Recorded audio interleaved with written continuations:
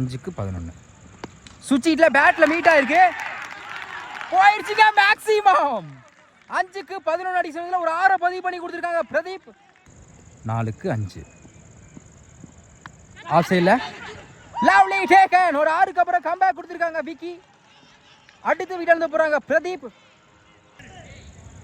3க்கு 5 new batsman.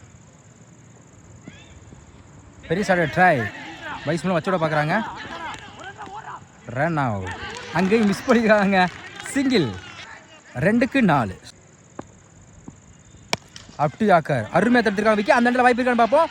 Run out. Match ball. 1க்கு 4.